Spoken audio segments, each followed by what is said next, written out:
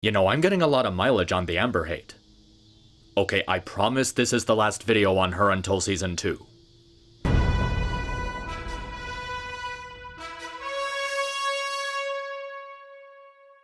For those who may not know, I've been on a huge kick with the Amazon Prime series Invincible. Based on the comic book series by Robert Kirkman, this show has quickly become one of the most talked about this year, not just as an adaptation, but also as an individual cartoon.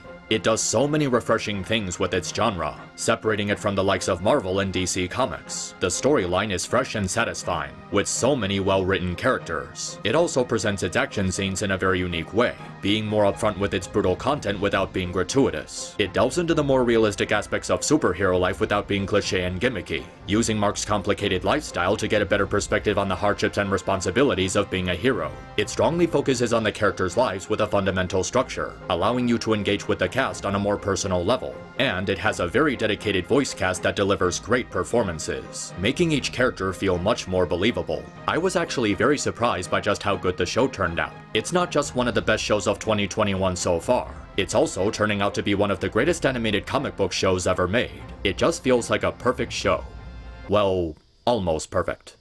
Did you hear what I just said? Ugh, I know you're a superhero. You know? You know? I'm not an idiot. I figured it out weeks ago. Yeah, I think it goes without saying at this point that Amber is the loose screw in this show. Everyone has already talked about how she's a terrible character, and I've actually made a couple of videos on the topic myself. One where I review the side characters of the show, and another where I have fun with the idiots of the world who think any sort of criticism towards a character in a story that happens to have dark skin automatically makes the video maker racist. However, I will admit that I didn't do that much delving into why Amber was a problem. The reason for this was because the first video wasn't meant to focus solely on Amber. It was meant to be a roundup review consisting of characters outside the Grayson family. I felt like if I really wanted to talk about Amber, I'd have to give the subject its own separate video. I was occupied with a few other things at the time, so I didn't immediately start working on it. But now I do feel like I have the time to make a video delving more into Amber and what exactly went wrong with her. So basically, here's how it goes. Amber is introduced as a potential love interest for Mark after she saves him from a school bully. Eventually they get together, but with Mark being a superhero, he won't always be able to make time for Amber, which obviously annoys her. In spite of this, it does lead into an interesting plot point. You left a girl in your room while you flew off to deal with a crisis. Good. I mean, not good for her, but good. That's the tricky part of the job. Balancing what you want to do with what you need to do.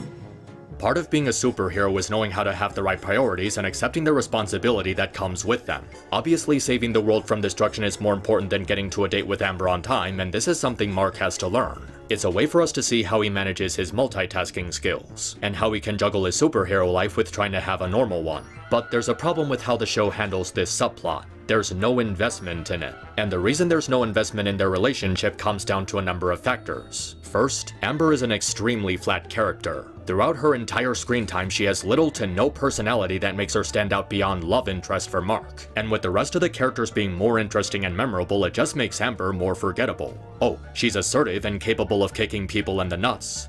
And that's about it. I'm serious, I've watched this show several times since my first viewing of Season 1, and I still struggle to remember any personality traits beyond tough-talking black woman. Because of this, there's no real chemistry between her and Mark. Mark completely outweighs her in terms of personality, which creates a strong sense of imbalance in their dynamic. And she doesn't do anything significant that couldn't have been done if Mark was dating some other girl. So okay, Amber is just a bland love interest. There's nothing really worth getting upset about, right?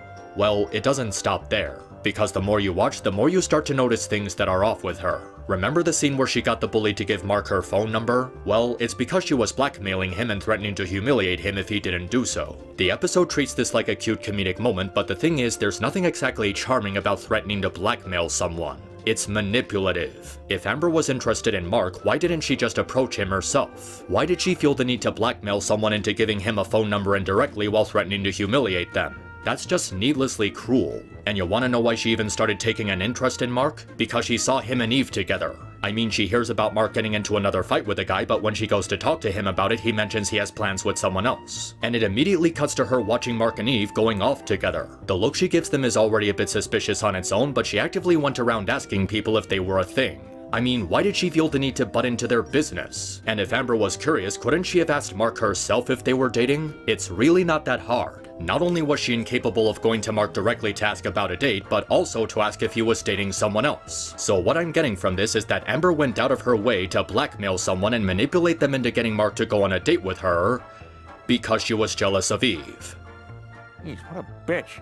Oh, and it gets even better. So Mark goes to Amber after he recovers from his battle with Battle Beast, and what does she do? She tells him that she already dumped him that night. Wait, really? Mark almost died and has the bruises to prove it, and all she cares about was how he was late for the fucking soup kitchen? She was told he got hit by a bus. He was in the hospital recovering for a week and still hunching over in pain. But the soup kitchen is the only thing on her mind.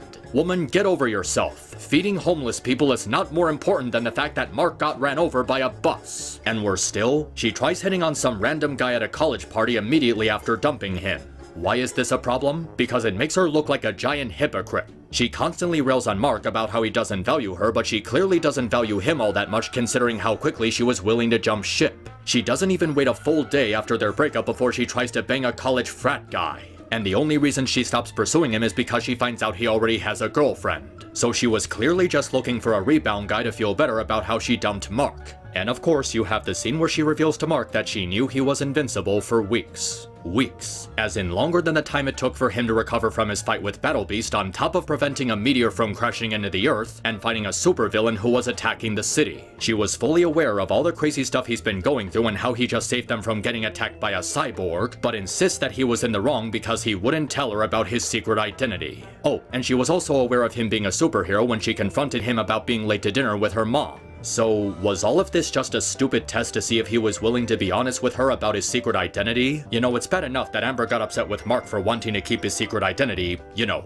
a secret. But when you put that scene back to back with stuff like this... I'd basically already dumped you that night. This... You said you wanted to start over. You said that. You promised. And this... Amber, I'm in... I don't think Mark being honest with you about his secret identity is the problem here. And you wanna know what the icing on the cake is? She only goes back to him after he got the shit beaten out of him, was left in a hospital for weeks, and after finding out Nolan was lying to him his entire life. No, the timing of this is far too perfect to be just a coincidence. She is absolutely making a move on Mark while he's in a vulnerable state of mind. Alright, Mark just found out his father is a genocidal galactic tyrant who manipulated him and beat him within an inch of his life, and just saw his mother being heartbroken about finding out her husband was a monster. This is the perfect opportunity to take advantage of his emotions. I hate you so much. Now this is where everything comes full circle. So Amber knows that Mark is invincible. This has been made obvious at this point. But this just raises a bunch of questions. If Amber knew Mark was a superhero, why didn't she confront him about it? She had dozens of opportunities to let him know this was bothering her, so why didn't she just open herself up? What reason did she have for this dumb test to see if Mark would tell her his identity? There was no reason for her to keep up this charade if it wasn't something she wanted to work with. And what reason did she have to think Mark didn't value her if she knew he was saving her life half a dozen times? Remember those scenes with Eve vouching for Mark and telling Amber to give him a chance because he actually cares about her? Well, that didn't matter to her either. She completely disregards the advice that she was getting from Eve because Mark couldn't tell her the truth. I think what they were trying to do with this scene was make her seem smart for being able to figure it out on her own, but with all the full context leading up to this episode, it just makes her look stupid. If she knew Mark was a superhero, she would also know that he wasn't exactly hit by a bus that day. And in spite of being aware of how serious his injury was, she still drops that selfish bombshell on him. The first thing he did when getting out of the hospital was going to visit her, and she doesn't give a shit about that at all. It makes no sense for her to be upset because he wouldn't tell her his secret identity because he was clearly doing it for her safety and the safety of others. I'm pretty sure it's a common trope that villains will use loved ones as bait to get to the heroes if they learn their identity. There was no reason for her to keep lying to Mark about not knowing what he was doing, which continuously caused unneeded stress for both of them. If being in a relationship with a superhero wasn't working out for her, this is what she should have done. Listen, Mark, I know you're a superhero saving lives and I'm glad you value the responsibility, but this thing between us isn't working out. I don't think I can handle a relationship this complicated. We can still be friends, but this dating thing, I think it's best for both of us to drop it. That would have been a genuine way to let Mark down and let him know she couldn't handle this relationship. But what does she do instead? We're fighting because you lied to me. You made me feel stupid and unimportant. Oh yeah, he doesn't think you're important. Like the time where he saved you from getting your organs ripped out by a killer android. And if you're going to prioritize your free time with Mark over literal human lives, you are stupid. The problem isn't that Amber gives Mark a hard time despite knowing he's a superhero, but because she has no respect for him at all. She was so selfishly entitled to her time with Mark and only cared about what she wanted and didn't take anything he was going through into account. She spent weeks watching him doing his best to balance their relationship with his superhero life and still acted snotty to him if he didn't show up to a date on time. She chastises him for not telling the truth about him being a superhero when she herself couldn't be bothered to talk to him about how she knew his secret. She makes him feel guilty and stupid for preventing global disasters instead of taking the time to entertain her. She belittles him into revealing his identity to prove he didn't abandon her, and she still replies with, And because you don't trust me. I'm trusting you now! Oh my god. I mean, it's cute you think that's enough. But, Amber! Fly away, fly boy. Or take the stairs. I really don't give a shit. I'd like to be alone. What an unbelievable cunt. Some people have made the argument this is clever writing because it represents toxic relationships and how some women can be overly controlling of their partners, which is really goddamn fucking stupid. It's not tolerable when women act like this in real life, and it's definitely not tolerable when characters from a TV show do it. If this is supposed to represent relationships and how some women can be overly controlling of their partners, that's just a fancy way of saying Amber is a great motivator for staying single. They practically turned her into a social justice warrior, constantly complaining about problems she doesn't actually have while making completely brain-dead arguments to justify her stupidity. It's like if Twitter was given a physical human form. If she really cared about Mark, she would have been afraid for him knowing he deals with really dangerous stuff periodically. With all the improvements Kirkman wanted to make to the original source material, it really baffles me that he chose this direction for Amber, making her such an overly entitled and prideful brat. Now, one other argument people have made for this case is how Mark made mistakes in their relationship too. They say things like Mark was too overly confident in his ability to balance a romantic relationship with his superhero life, how he could have made a better effort to be honest with Amber, how he should have realized sooner that this wasn't going to work out for them if his superhero life was too complicated. And on some level I can see where they're coming from. Mark was a rookie at this point who would tend to feel overly confident in his abilities, so he obviously wouldn't think too hard about this. He could have been more responsible and try to think about this more logically. But there's still one problem with that. Even if you're someone who thinks both of them made mistakes in their relationship, and both of them were wrong in this situation, the show itself doesn't think so. After the breakup, Mark goes to William and Eve to talk about it, and this is their response. But you were a terrible boyfriend to Amber, and you got what you deserved.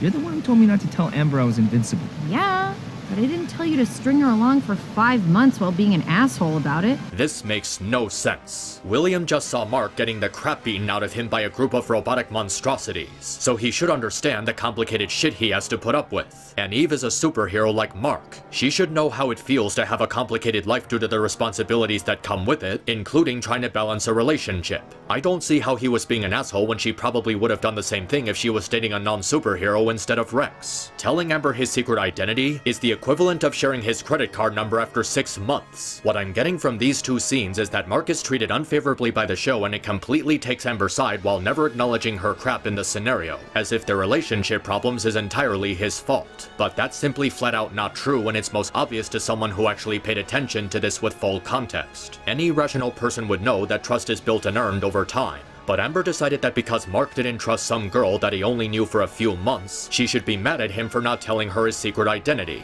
She knows he was saving lives, preventing global disasters, and that it wasn't exactly a bus that put him in the hospital. If Amber knew about it for weeks, then she should have confronted him instead of stringing him along, and then getting mad that he never told her while showing absolutely no regard for his circumstances. And even beyond that, there were signs that she was a toxic person even before episode 7. Remember how I said she was jealous of Eve? She only jumped on the relationship because she heard rumors of Mark going out with another girl. And on top of that, she threatened to blackmail someone if he didn't do what he was told. Yeah, he was being a jerk, but he didn't do anything warranting of being blackmailed like this. And remember the scene where she goes back to Mark after the battle with Nolan, taking advantage of him while he's emotionally vulnerable? She didn't go back to him because of a better understanding of the danger he goes through. She only went back to him because now she thinks they relate over being lied to. Looks like I wasn't the only person being lied to.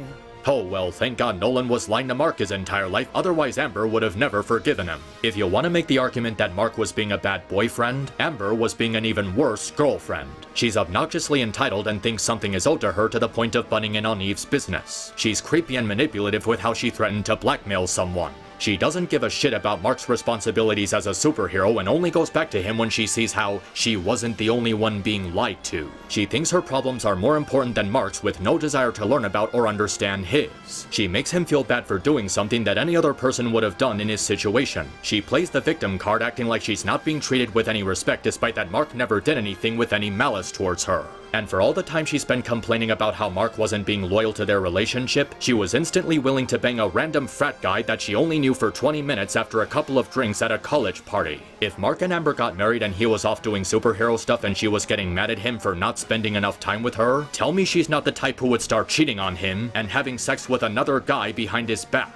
Amber's frustration with Mark never comes from a place of understanding to the point where it feels like she wants 100% control over the relationship and not letting Mark have a say in things. That is not a woman you stay with. That is a woman that you break up with immediately. I could talk about how Amber was actually white in the comics and how she reacted differently to Mark being a superhero, but I feel like it would be a moot point. Even if you didn't make that comparison, Amber in the show would still be a terrible character. And even if you were to put all of that aside, it's still the same stupid shit that you've seen from every other time a story does this. It's a trope as old as dirt. The guy is a superhero and he gets into some wacky antics because he's keeping it a secret from his girlfriend and he doesn't know how to tell her about it. And the icing on the cake? It takes place at high school. Literally the oldest trick in the book. And I might have been okay with it if it wasn't for the fact that this stupid subplot takes up 3 episodes of content. Nearly half the season is devoted to Mark getting into arguments with Amber over his superhero life. Couldn't you have used that time to develop other plot points? Debbie and Cecil investigating the murders, Nolan's inner conflict between his loyalty to his family and his loyalty to Viltrum, the new Guardians training and trying to improve their teamwork, Rudy's relationship with Monster Girl. There's far more interesting storylines going on with far more engaging characters that are far more worthy of people's time than Amber.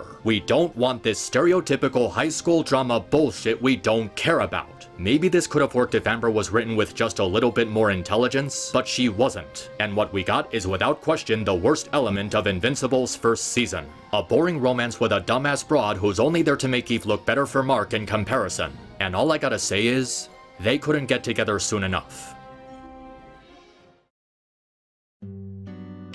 Thanks for checking out my review. If you liked what you saw here and would like to support me, feel free to check out my Patreon in the description. Every little bit helps and I always appreciate those who support my work. Until next time, stay cool.